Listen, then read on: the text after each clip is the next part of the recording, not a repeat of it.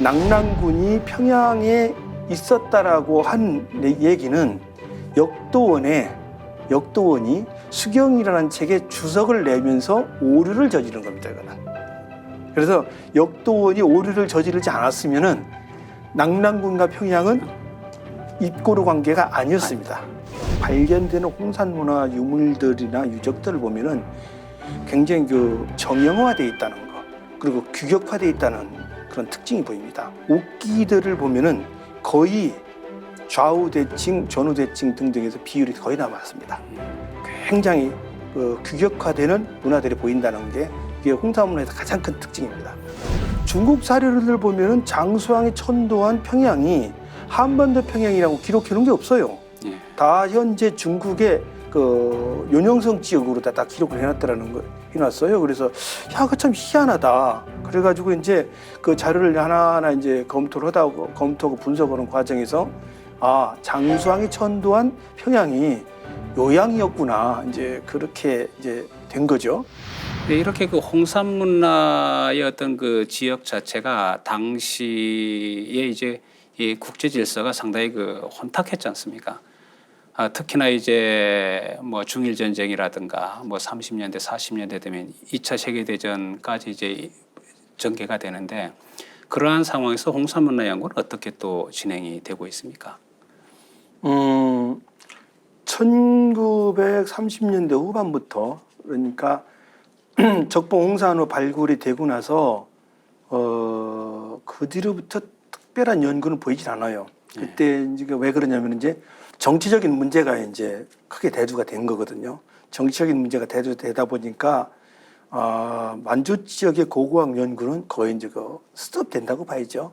조금 다른 얘기입니다만은 그때 1930년대 후반, 40년대 초반에 중국 만주 지역에서의 고고학 연구는 오히려 요동반도 지역에서 고구려 관련 유적들이 더 연구가 많이 될 때고, 근데 하나 재미난 일이 있는데요.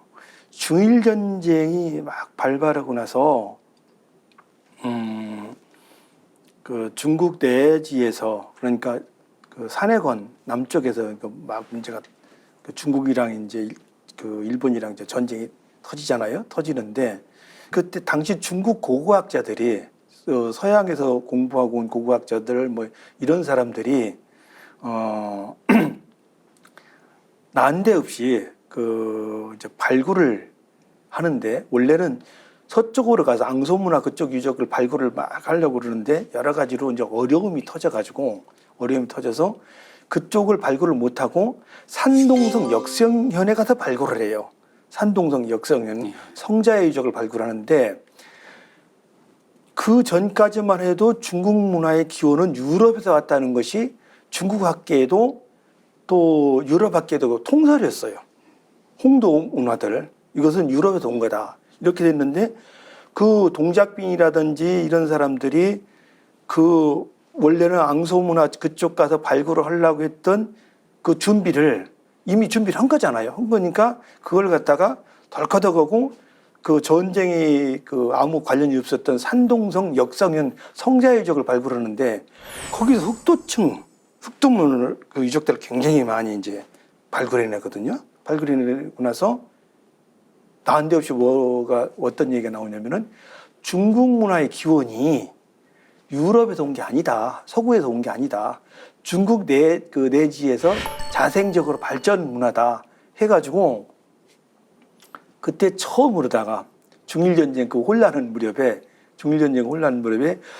비록 물리적으로는 중국은 굉장히 어려움을 겪었지만은 정신적으로는 서구 문화의 전파론에 굉장히 경도가 되어 있었는데, 그게 아니고 중국 자체 문화 발전 단계가 있다라는 논리를 만들어낼 수 있는 하나의 증거를 발견하는 것이 묘한 결과입니다. 그게.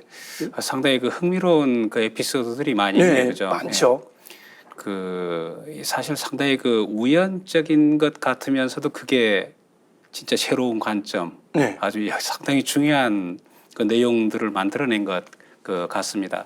그러다가 이러한 홍산 문화가 중국에서 가장 중요한 사건으로 떠오르는 계기가 마련됐다라고 이야기를 들었습니다만은, 특히 뭐 시자형 옥기와 관련된 뭐 그런 내용들을 많이 이야기하고 싶다마는. 네, 그 시자형 옥기라는 것이 그 왜 이게 크게 그 클로즈업 됐냐면은 중국은 뭐 정치 체제가 그 사회주의 체제든 중국 그 뭐 특색의 어떤 사회주의 체제건 간에 그걸 떠나서 중국 사람들한테 마음속 갖고 있는 하나의 사상이 있어요.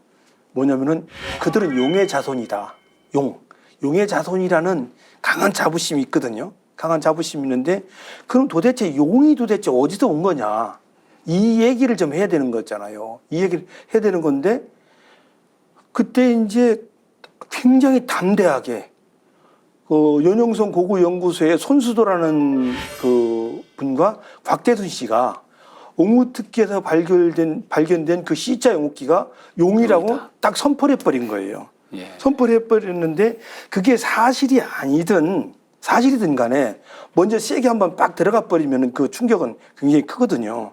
그런데 어쨌든 그 C자형 용옥기를 쭉 펴보면은 용일 수도 있는 거고 용이라는 건 어차피 상상의 동물이니까 그래서 그게 용이라고 발표가 되니까 많은 중국 사람들이 용이 북방에서 왔구나 이게 그래서 이제 그 용의 기원지로서의 홍산 문화가 중국 그 역사 연구 또 고고학 연구에서의 큰 이정표가 된 거죠 그게. 예, 역시 이제 중국은 뭐 아마 용과 연결시키는 게 상당히 중요한 것 아까 같습니다. 죄다 용이잖아요. 예, 예. 뭐 나라댕이는 용, 뭐 기어다니는 용, 뭐 다 용.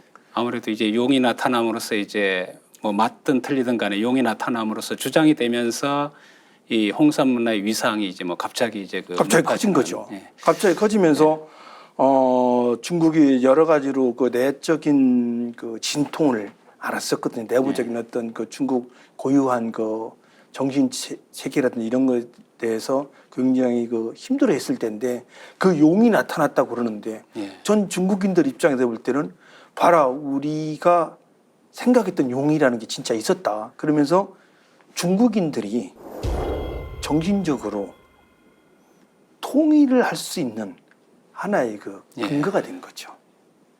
그게. 예. 근데 제가 이렇게 가만히 이걸 쳐다보면은 그 손수도라는 분이나 곽대순 씨는 전혀 그거를 의도하진 않았어요. 제가 논문을 읽어보면은 그때 당시로는 그 정도로다가 뭐 공작을 하거나 그러진 않았는데 순수하게 이 양반들은 학자의 입장에서 연구자 입장에서 쓴 것 같아요. 그러는데 그게 이제 일파만파 터지면서 예. 중국 국민들한테 기쁨을 준 거죠. 예. 저는 그래서 뭐 이제 가끔 얘기를 하지만은 중화민족주의라는 것이 중화민족주의를 만들어가는 형성 과정에서 이 C자형 옥기가 큰 역할을 했다는 거는 지금 예. 그래 생각해 봅니다.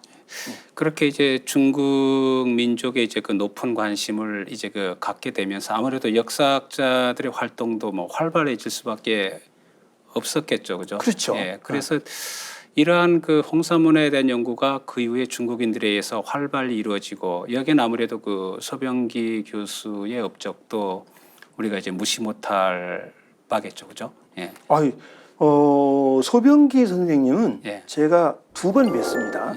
돌아가시기 전에 2번 뵀는데 그 소병기 선생의 아들이 나의 아버지 소병기라는 책을 쓴 적이 썼어요. 그래서 내가 그 책을 사서 쭉 읽어보면서 정말 그 소박한 욕심 없는 저 소병기라는 분이 오늘날에 중화민족을 만들었는데 어마어마한 역할을 했구나 그런 생각이 들어요. 예. 그런데 소병기 선생이 1800년대에 1980년대 동산지휘적 그 발굴 좌담이라면서 앞으로 북방문화를 연구를 하는데 어떻게 해야 된다라는 그 얘기, 그 고문화, 고성, 고국이라는 그 논리를 제시를 하면서 그때 당대의 중국 최고의 고고학자들이 북방으로 다 투입이 됩니다. 양후라든지 유진상이라든지 그런 분들이 다 투입이 돼가지고 그 홍산 문화를 연구를 하고 홍산 문화를 연구하는 과정에서 흑융화 문화 연구가 되고 조보고 문화 연구가 되고 또 화가자 마청 문화도 연구가 깊이 됐던 겁니다. 그게 그래서 그 나중에 이제 소변기 선생님께서 돌아가시면서 마지막으로 이제 자기 그 유해를 갖다 고향에다 뿌려달라고 그래서 이제 발에다 뿌리거든요. 발에 뿌리는데 뭐 그분의 어떤 바람이었는지 아니면 학자들의 노력이었는지는 뭐 두 개 다 될 수도 있는데 어쨌든 간에 홍산 문화라는 그 문화가 중국 내에서 조그만 문화로 이어진 게 그 연구되는 게 아니라 지금은 전 세계에서 중국을 연구한 학자들은 다 그 관심 갖고 보는 것이 홍산 문화가 된 거죠. 결국 중국의 홍산 문화 연구를 이끌고 또 그 다음에 요즘 우리가 알고 있는 홍산 문화에 대한 많은 내용들을 이제 정립시킨 분을 우리가 이제 소병기 교수라 이제 봐야 되겠네. 그러면 요즘은 그 중국에서는 홍산 문화 연구가 어떻게 진행이 되고 있나요? 홍산 문화 연구가 이제 그 굉장히 업그레이드가 돼 있죠.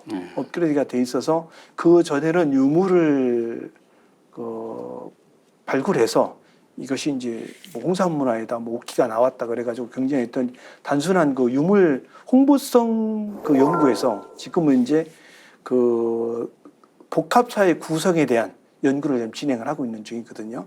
그래서 2000년대 들어서면서부터 중국 고고학계도 그 이전과 달라지게 그 인류학적인 측면에서 많이 접근을 해요. 그래서 이제 인류학자들이 참여를 해가지고 홍산 문화 그 시기에 사회는 어땠을까?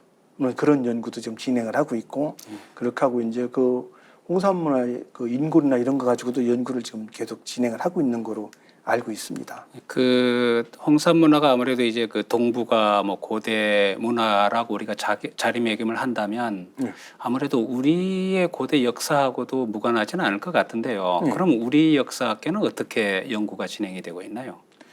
또 말씀드렸듯이 홍산 문화 분포 지역이 이제 그 연영성 서부 지역이다, 내몽고 동부 지역이다 이렇게 얘기를 하는데 그 지역에 대한 그게 우리 역사의 그 활동 무대였다는 거는 뭐 신채호 선생님이나 정인보 선생님이나 많은 학자들이 했던 얘기예요. 많은 학자들이 했던 얘기인데 그 했던 얘기에 대해서 그 우리가 그걸 어떻게 받아들이냐 이제 그 얘기가 돼야 되는 거죠. 그걸 갖다가 그분들의 연구 헌거를 갖다가 그 받아들인다고 그러면은 홍산 문화도 당연히 그 맥락에서 연구가 돼야 될 것이고 그런데 그 지역이 우리 역사의 활동 무대가 아니었다. 그러면은 그 홍산 문화를 갖다가 우리 어떤 그 선대 문화를 연구하기가 좀 매우 어색하게 되는 거죠. 근데 이제 그건 저는 이제 그 문제에 대해서는 이렇게 봐요. 우리가 이제 그 고조선 이전의 얘기를 하려고 그러면 고조선 이전에 대한 얘기는 사실 문헌에도 뭐 남아 있는 것이 특별히 없거든요. 뭐 물론 이제 뭐 삼국유사에 보면은 환웅환이라는 그 환궁 뭐 이런 얘기들이 나오지만은 그 환웅이라든지 환이라든지 환국이라든지 그 얘기들이 바운다리를 안 지킨단 말이에요. 그게 이제 그 레이아웃이 안 잡히거든요. 안 잡히는데 고조선 같은 경우는 그 범위가 나와요.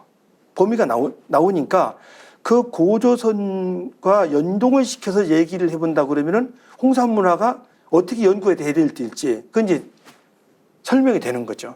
그래서 홍산 문화라는 것이 우리 학계에서 연구가 될 때 이제 보면은 한국의 어떤 문화의 그 형성, 한민족의 형성과 관련을 둬서 연구를 해야 된다 하는 그 부류와 그렇지 않다는 부류로 나눠지는데 그 부류로 나눠지는 것과 안 나눠지는 차이는 뭐냐면은 고조선의 위치를 어떻게 볼 거냐 하는 그 문제가 되는 거죠.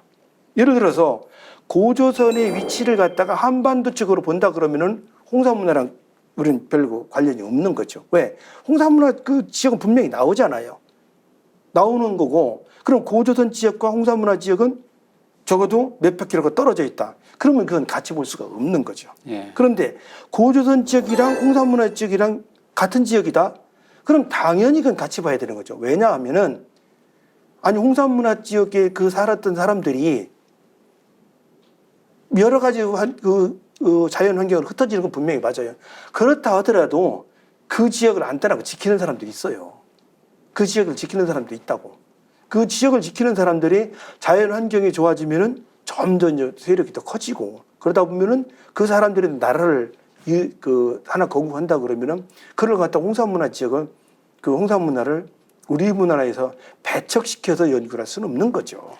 그래서 저는 고조선의 위치를 어떻게 보느냐에 따라서 홍산문화는 우리 문화의 어떤 원류로서 볼 수 있다 없다라고 생각을 합니다. 저는. 예.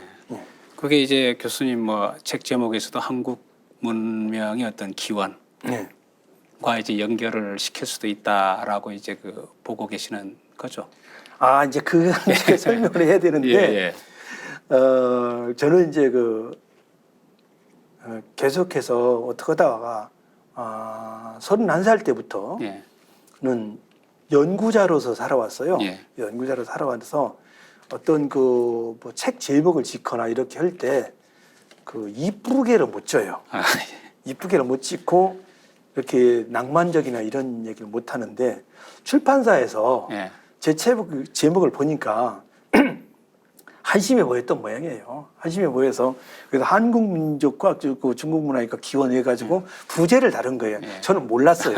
몰랐는데 뭐 이렇게 근데 이제 그건 뭐 책을 쓰는 저자는 저자고 에디팅하는 사람들은 좀 다르잖아요. 그러니까 이제 그 출판사에서 그렇게 제목을 지어서 예. 책을 딱 출판을 했더라고요. 예. 출판을 했는데 뭐 바쁘지도 않고 또 내가 한번 물어봤어요. 그랬더니 그 출판사 그 책임자가 이렇게 해야 그 어떤 공통적인 그런 어떤 그 의미도 있고 그리고 책도 좀 잘 팔릴 것 같아. 그래서 그렇게 하십시오. 이제 그렇게 된 거죠. 그렇게 했는데 나쁘다고 생각은 안 해요. 나쁘다고 생각은 안 하는데 아까도 말씀드렸듯이 어떤 문화라는 건 계속해서 교류를 해요. 교류를 하기 때문에 그 홍산 문화의 많은 요소들이 중국으로 들어갈 수가 있고 또 중국의 많은 문화 요소들이 홍산 문화 쪽으로 들어올 수가 있어요. 그렇기 때문에 그거를 갖다가 거부하고 싶진 않아요. 예. 거부하고 싶진 않아서 오히려 내가 생각하지 못했던 부분을 그 출판에서 잘 만들었구나라는 생각이 듭니다. 예, 뭐 문화라는 건 항상 이제 한 자리에 있는 게 아니고 끊임없이 교류를 변화를 하기 때문에. 하고 이동을 하니까요. 예. 그 홍산 문화가 사실은 뭐 동북아의 중요한 고대 문화이기도 하지만 우리가 항상 이야기를 할 때는 뭐 세계 고대 문명과 어떤 문화와 이런 뭐 삶을 이렇게 밝힐 수 있는 하나의 실마리를 제공하는 어떤 세계적인 문명으로도 이야기를 하더라고요. 그렇다면은 그래서 이제 많은 사람들이 그 세계인들이 이 홍산 문화에 관심을 갖고 있다라고 하고 있는데 교수님 보시기에는 그 세계인들이 주목하고 있는 거는 어떤 내용들일까요? 그런 부분들에도 홍산 문화가 왜 다른 나라 사람들이 많은 관심을 가지고 있느냐? 중국 사람들 왜 이렇게 많은 관심을 가지고 있느냐? 뭐 중국은 자체적으로 자기네 나라 문화라고 생각을 하니까 그런데 홍산 문화가 위치한 지역을 한번 우리가 살펴볼 필요가 있어요.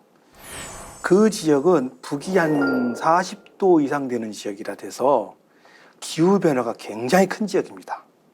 기후 변화가 굉장히 큰 지역이라 제가 1990년대 초반 중국 유학 갔을 때만 하더라도 그 지역 답사를 가면은 참 아직도 이런 세상이 있을까 할 정도로 그 현대 문명과 좀 동떨어진 그런 지역이었는데 그런 지역에서 문화 유적들이 발견되고 유물들이 발견되니까 그 유물들을 가지고 유적들을 가지고 북방인들이 어떻게 문화를 형성 발전시켰고 그 문화가 어떻게 지금까지 내려오는지 그걸 연구할 수 있는 근거를 제공하는 거예요. 더군다나 그 지역은 지금도 가면 사막지대 있고 반사막지대 있고 초원지대 있고 그러니까 열차도 안 다녀요. 열차도 안 다니고 뭐 도로라고 해봐야 그때 제가 90년대 초반 갔을 때만 하더라도 아스팔트 길은 있는 것 같은데 그 마차 당락이 오고 차를 같이 다니고 이러다 보니까 좋은 말로 때가 안 묻었지요. 그 지역에 공장도 없고 그러니까 때가 안 묻으니까 문화유적이 그대로 남아 있었던 거예요.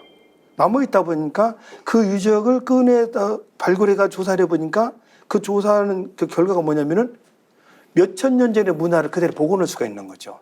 그런 형태의 그런 그 문화를 가진 지역이, 유적을 가진 지역이 전 세계에 없어요.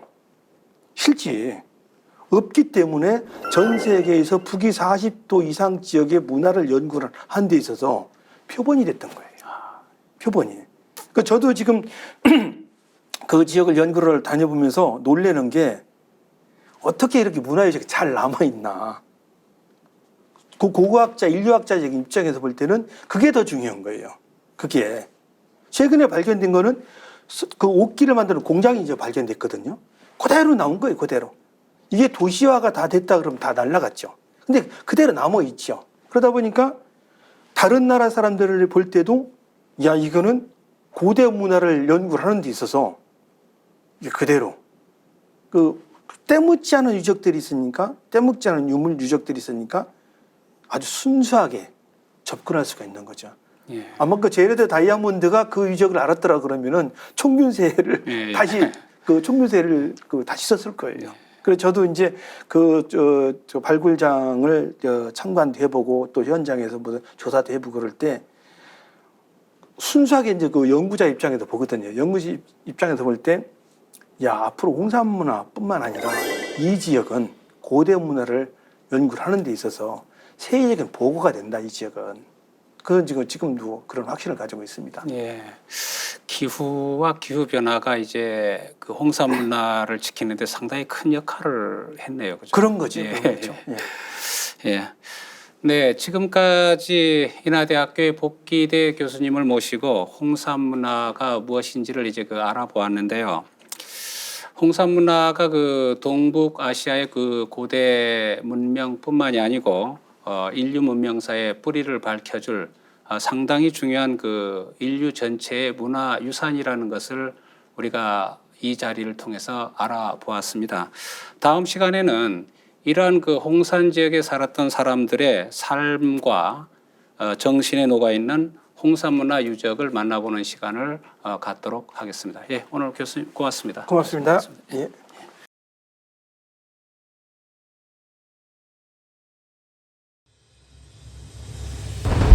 근데 그 집단으로 거주한 흔적들을 보면은 굉장히 질서정연해요.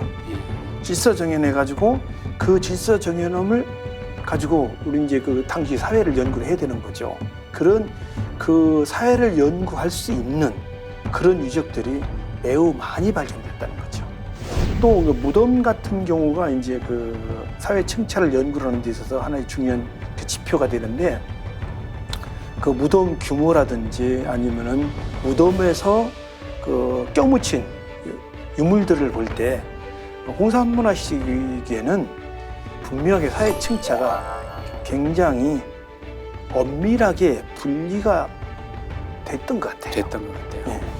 그 절대자와 소통할 수 있는 공간, 그 어떤 또 특별 지역, 이게 지금 이제 재단이라는 형태로 나타나는 거죠.